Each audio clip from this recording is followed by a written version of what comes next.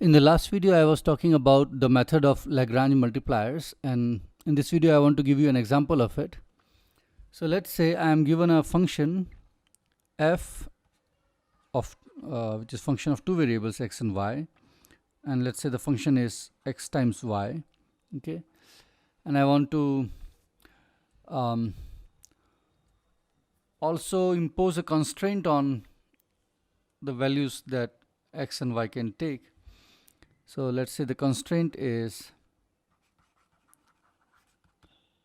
that all the points, the domain is that of a unit circle. So x square plus y square is equal to 1. So let's say this is the constraint, or I can put it in this form: minus 1 is equal to 0. Okay, the same thing. So if you look at the function xy, it has its extremum points, you can find them out. But if you are, in addition to the function, you are given a constraint and you are asked to find the extremum points, of course you can do one thing: you can eliminate y from using this relation and substitute in here. Okay, so you can let's say method 1. So I can write down y as 1 minus x square, the whole thing in square root, and of course you have two possibilities, plus and minus of this thing.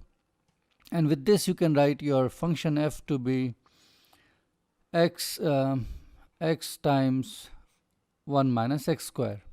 Okay, that's what you can do. And then you can try to now this is function of one variable, and now you can try to find out where this derivative is 0. Okay, and if you do so, you'll find that this should satisfy 2x square equal to 1, which means that x can be plus minus 1 over square root of 2.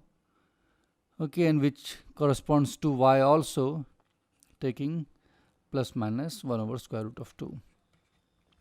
So this way you can solve it, and now you see that you get 4 points where the extremum will occur or can occur, and these points are plus minus half, plus minus half.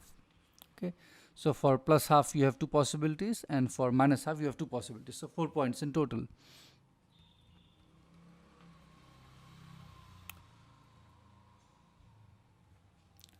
Four extremum points, let's say, or stationary points.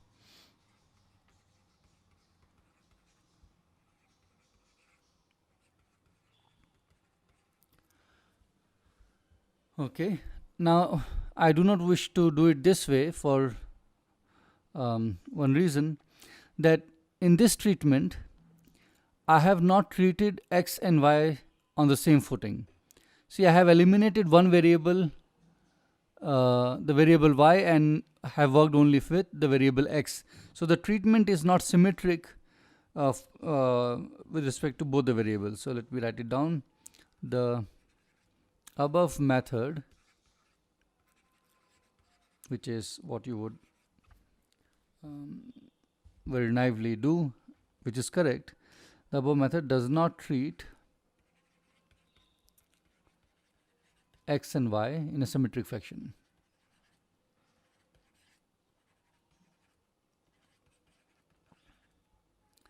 But then we saw the last time in the last video that we can have a method which will treat x and y symmetrically, and the method was that you construct a function f, capital F, which is your original f, which whose extremum you are looking for, plus you take your constraint equation, which is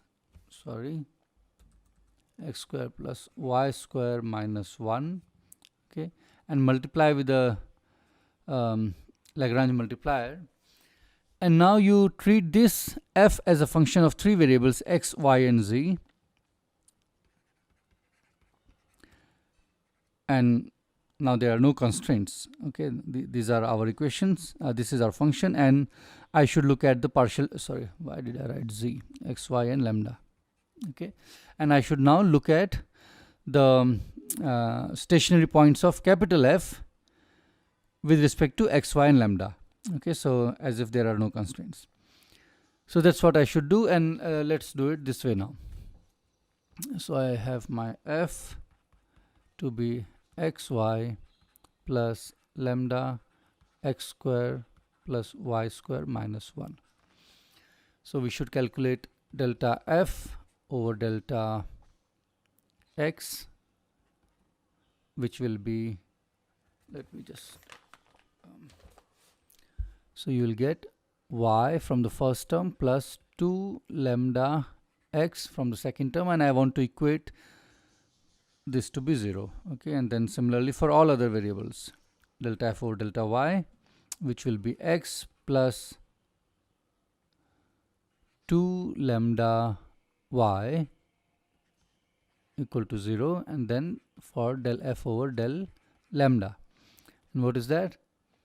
X square plus y square minus 1 is equal to 0. So this is your original equation of constraint that you recover here. Okay. Okay, now I have got 3 questions in 3 variables, and I should solve it.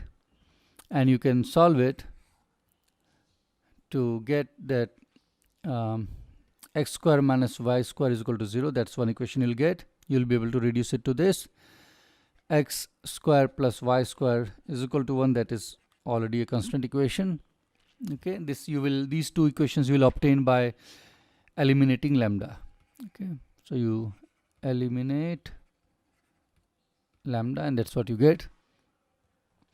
Okay, and then these imply that your x is equal to plus or minus half, plus or minus 1 over square root 2, and your y is also plus or minus 1 over square root of 2, and lambda will come out to be plus minus half. Okay, please check the calculation that everything is correct. But one thing you can clearly see, that again you have got the same result as before. So you have extremum or stationary points. Okay, I mean, we can be sure about that these are the stationary points. One may need to do more work to claim it those points to be extremum, but anyway, the stationary points are located here. Okay, so again there are 4 extremum points, 4 points. So there's 4 such places on this unit circle, okay, where this function will be stationary. Okay, and that's the method how you use Lagrange multipliers. I have made a small one-line program in Mathematica to show you this example.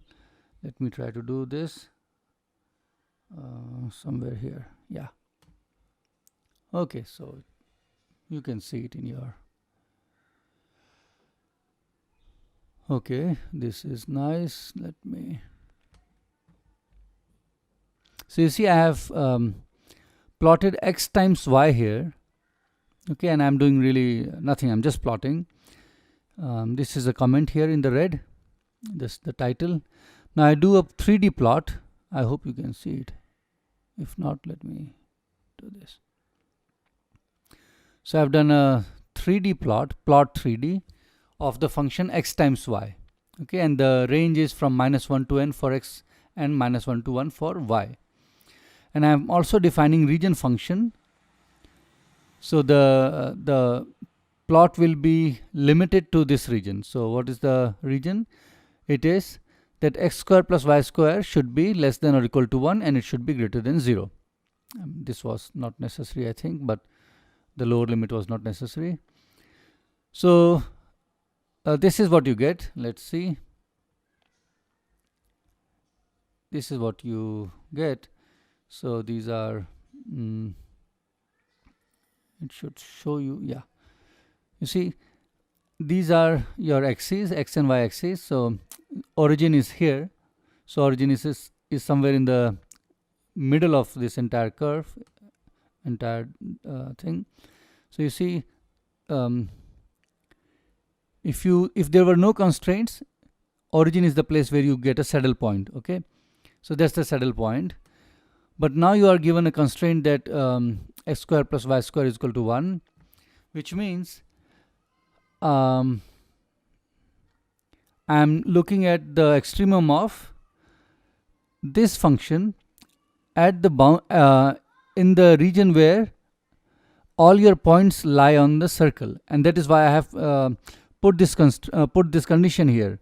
Okay, so this boundary of this this figure or this curve, not curve, how do you say, this 3D figure, let's say, is x square plus y square is equal to 1. So whatever you are seeing on the boundary, all these points of the function correspond to x square plus y square equal to 1. Okay, so they are on the circle, and you see clearly that there are 4 places where this function takes extremum values.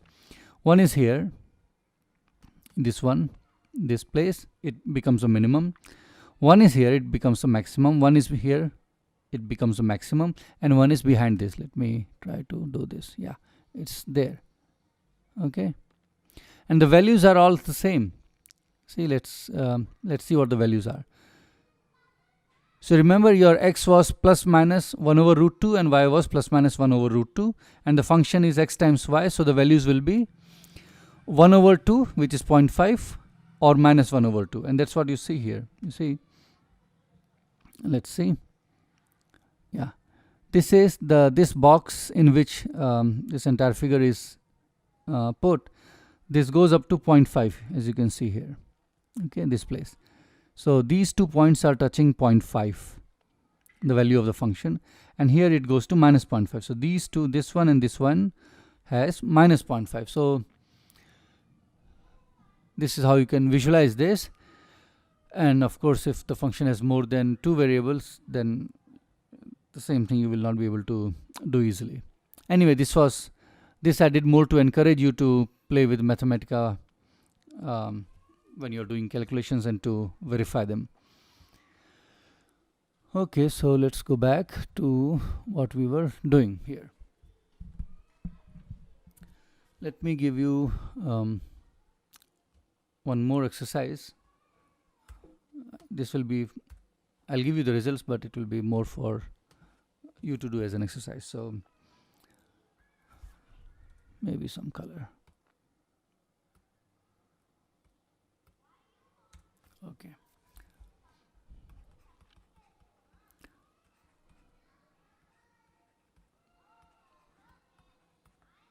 So I take a function of 3 variables, x square, y square, z square, and I put a constraint that all the points are on a unit sphere.